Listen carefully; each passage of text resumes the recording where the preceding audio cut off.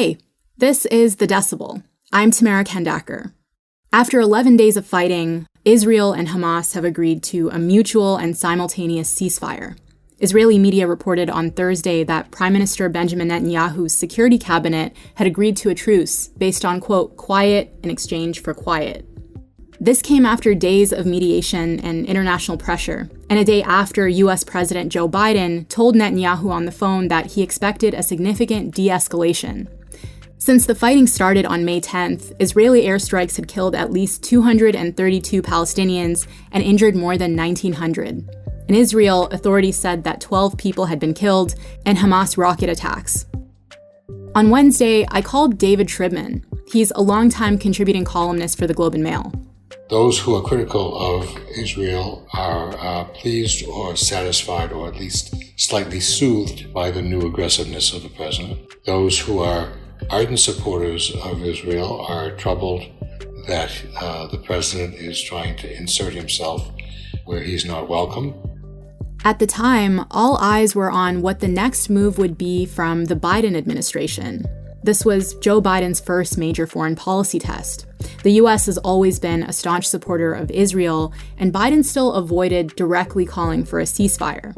But he took a tougher tone on Wednesday in the face of growing pressure from the progressive wing of his own party to push harder for peace. And it seems to have had an impact. And while the violence is expected to stop for now, I still want you to hear this conversation. Our guest, David, won a Pulitzer in 1995 for his coverage of American politics as the Boston Globe's Washington bureau chief and was the editor of the Pittsburgh Post-Gazette for 16 years. He now teaches at the Max Bell School of Public Policy at McGill, and he had a lot of really interesting insights. We talked about the influence the U.S. has over Israel and how the political conversation around this in the U.S. might slowly be changing. You're listening to The Decibel.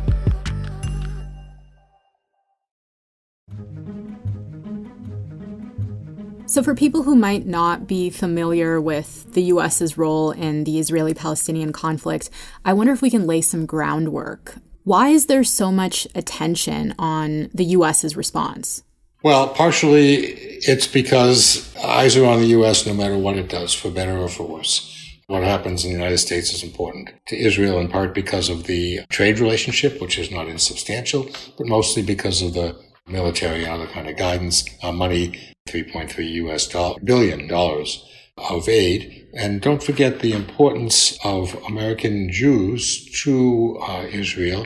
For all of those who say that American Jews are not that interested in Israel anymore, I would point to this month's Pew survey that showed, I think, well more than 3/4 of American Jews thought that Israel was important or very important to them. They are the financial lifeline. They provide the financial oxygen to a lot of institutions in Israel. If you take the states of Massachusetts, New York, New Jersey, Pennsylvania, Illinois, and California, that provides about a half of the electoral votes that you need to be elected president. They all went Democratic last time. They all have substantial numbers of Jews. So they're important electorally. They're important in terms of campaign finance. They finance campaigns, which is not to say that American Jewry is monolithic. It's not. Anybody who knows any Jews in their own community know that in most communities there are two synagogues, one that everybody goes to and the other one that no one would go to. It's an old joke, but it underlines how fractious and fractured is that community. Between 75 and 85% of Jews vote Democratic, generally speaking. It's an important part of the Democratic coalition. And President Biden, who, since he joined the Congress, has been an ardent supporter of Israel. My warmest gratitude, as well as that of President Obama, who knows as well as I do the United States has no better friend in the community of nations than Israel. Thank you so much. His manifesto online says that he will continue to support morally and economically Israel, and so he's committed in that regard. You mentioned the military aid that America offers Israel, and I wonder if you can talk a little bit more about that. I guess I'm just wondering what kind of power and influence the U.S. holds in terms of what Netanyahu feels like he can and can't do? $3.3 billion is a lot of money. There's a secondary level here, and that is the lobbying power of the people in the United States who make the weapons that Israel buys. They surely want to support Israel, right? They're not sending armaments to Hamas. So they're an important part that we sometimes forget about. All up and down the political system, there's a lot of influence. It's not the kind of nefarious influence that neo-Nazis and anti-Semites sometimes claim, but it's the same sort of influence that powerful interest groups have. People who campaign for extra money for breast cancer or for leukemia, or in the old days for AIDS. They are all lobbyists too, and they're not substantially different in form or behavior than the Israeli lobby. You talked a lot about how American Jews feel about this. I wonder if we can talk a bit more about what kind of pressure Biden is facing domestically. What are the political factors he's having to consider? I know he's trying to kind of walk the line because he's facing pressure from the progressive wing of the Democratic Party. Yeah, well, you kind of wonder why anyone wants that job. Yeah. So everybody believes that they're right. Everybody believes the other guy's wrong. In his own party, that's where we should take a look, actually. In his own party, he has Bernie Sanders, a name he knows well and who almost defeated him for the Democratic presidential nomination last year. And Bernie, who is Jewish, by the way, feels that the United States has been too supportive of Netanyahu and not attending enough to the needs, the crisis, and the plight of Palestinians. Whereas every Palestinian life matters, and whereas every Israeli life matters, now therefore be it resolved that the Senate urges an immediate ceasefire to prevent any further loss of life and further escalation of conflict. Then you have American Jews who are stalwart supporters of Israel, and they tend to have a bigger megaphone, and they feel that any betrayal of Israel is a betrayal of its right to exist, and a betrayal of the democratic tradition that goes back to the late 1940s when it was a Democratic president, Harry Truman, who was the first leader to recognize an independent Israel. So there's all this history involved there. On the other side, you have the newly, by new I mean post-1977 or 78, the newly emergent and powerful religious conservatives, evangelicals generally speaking, who believe that the existence of an independent Israel is a confirmation of the book of Revelation, the last book of the New Testament. And they are so committed to the survival of Israel that the former Israeli ambassador to the United States said last month that Israel should worry a whole hell of a lot less about American Jews and a whole lot more about evangelical Protestants. Now that created just a furor on this side of the Atlantic. But it is undeniable that evangelicals are committed to Israel, with more unity, perhaps, than American Jews, some of whom are supportive of Netanyahu and some of whom are deeply contemptuous of him and believe he is a vast departure from Israel's founding values.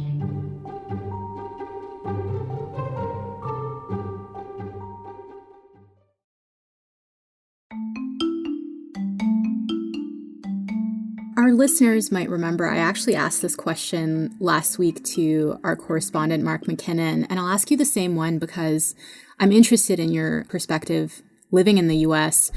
Over the years that you've followed this and covered it, have you noticed a change in the way that people talk about the Israeli-Palestinian conflict?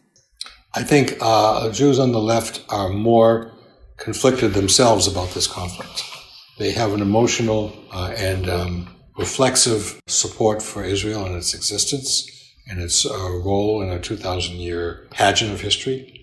But they feel that the settlements and the plight of people in Gaza and the West Bank is an embarrassment. Another group feels that Israel is an island of democracy in a sea of tyranny in a vital part of the world. And that's just to say nothing about concerns about oil, which you don't hear as much anymore because Oil is of decreasing influence in American politics than it once was. In fact, I can't remember the last time I've heard anybody talk about the U.S. role in the Middle East being determined by oil. Are there any other reasons that we haven't mentioned that account for the U.S.'s unwavering support for Israel? Yeah, but, part of it's emotional, but part of it is some defense. Mossad is an important intelligence gathering, and who among us knows what alliances there are between CIA and Mossad? There's a defense aspect in extremis that the U.S. might want to use if there's a certain, depending on what develops in the Middle East, if there's a conflict with Iran, you never know what, and I'm just making this up, I don't really have any knowledge of this, but it's possible that a conflict with Iran would make Israel an important forward staging area, the way Saudi Arabia was in 1991 for the liberation of Kuwait. I've seen analysts point out that the U.S. has committed to putting human rights at the center of its foreign policy and say that not taking action or not taking a more forceful stance against Israel could cost the Biden administration on the global stage. I wonder what you make of that. Well, the U.S. is generally speaking for human rights, except when it isn't. It's for human rights in the Cold War, except it supported, right-wing dictatorships in Portugal, Iran. Generally speaking, we are proud and want to be proud of our views on human rights, but we don't always live up to them, just as most countries don't live up to their values all the time, even Canada. Well, the worst-case scenario is that Biden gives fuel to the notion that the U.S. Doesn't have influence abroad, particularly in the Middle East, and that it's willing to sit back and let others take care of the world's problems. And I think he's afraid of that conclusion, which explains some of his activism in the first half of the second week of this conflict. American presidents are, generally speaking, international leaders. The last president wasn't able to pull that off. There are more people in power rooting for Biden than were rooting for Trump. And Trump made some progress in this area. Let's not deny that. So he has got to want to be the president who continues high American influence in the world and not the president who relinquishes that. Winston Churchill said he didn't become the king's first minister to preside over the relinquishing of the British Empire, and as odious a thought as that is to us in the year 2021. But Joe Biden didn't become president of the United States to preside over the decline globally of the United States. You mentioned Canada, and I guess we should talk about Canada. Where is Canada in all of this? Canada is north of the United States. And what role do you think Canada could play in this? Well, let's think about Canada's role in the Middle East over the decades, and let's go back to 1957. And who was it that cooled down the Suez Crisis? It was Canada. And it wasn't Dwight Eisenhower who won the 1957 Nobel Peace Prize. It was Lester E. Pearson. Canada has the reputation, the wherewithal, the experience, and the inclination to play a role in this region. Whether Prime Minister Trudeau is inclined to do so is another question, but Canada has purity to its reputation and a achievement in its history. David, thank you for your time. Well, thank you very much. It's an important topic, and it's a privilege to be able to discuss it. That's it for today. I'm Tamara Kandaker. Our producers are Madeline White and Kasia Mihailovich.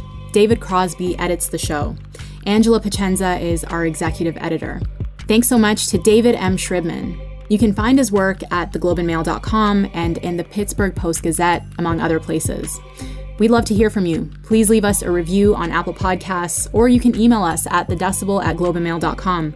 Let us know what you want us to cover next. And most importantly, wherever you listen to podcasts, follow us.